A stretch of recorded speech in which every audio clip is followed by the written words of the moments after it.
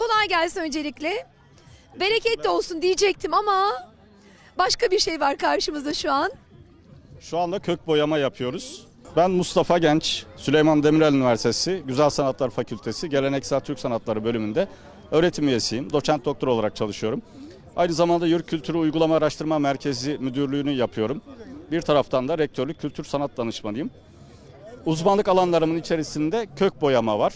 Çünkü Yörük kültüründe dokuma çok önemli. Hatta derler ki ya okuyup duracaksın ya dokuyup duracaksın. Çünkü biriyle bilimi, biriyle de sanatı anlatırlar. Tarihsel süreci milattan önce 4000-5000'li yıllara kadar dayanıyor. Ve bu sürecin içerisinde insanlar renk elde etmeyi, o renklerle kendi koyunlarının, develerinin yünlerini renklendirmeyi başarıyorlar. Bitkilerin köklerini, yapraklarını, çiçeklerini, meyvelerinin kabuklarını, mesela cevizin kabuğunu kullanıyoruz. Meşenin palamudunu kullanıyoruz.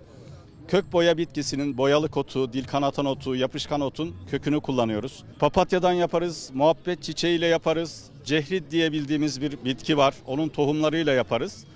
Her yörede kendine uygun malzemeyi seçiyor, bitkiyi seçiyor.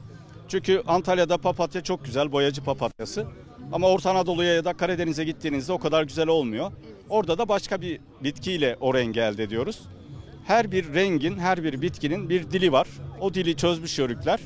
Biz de bugün tekrar gündeme getiriyoruz. Bunu daha çok kaynattığımızda daha çok kırmızı olacak.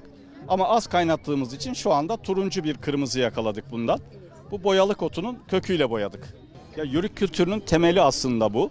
Birincisi kendi kendine yetebilme. Evet. Keçi ve koyunla hayatınızı kazanıyorsunuz.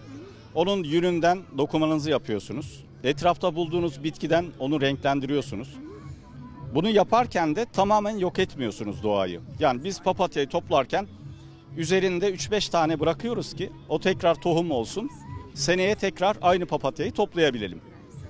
İşte bu yaklaşım, sonuna kadar kullanabilme, onu dönüştürebilme. Önce dokuma yapıyorsunuz. Dokumanız eskidi. Onu daha sonrasında kesip parçalara ayırıp heybe yapıyorsunuz yeri geldiğinde. Üzerini yamıyorsunuz, tekrar yamalı bir şekilde kullanıyorsunuz. Yani bizim bugün her gün aldığımız anda büyüsünü kaybeden birçok tekstil ürününün yanında Yörük hayatında onu sonuna kadar kullanıp başka bir yere dönüştürerek kullanıyorsunuz. Yörüğün yükünü bir deve götürür, sefasını 1000 deve götüremez diyoruz.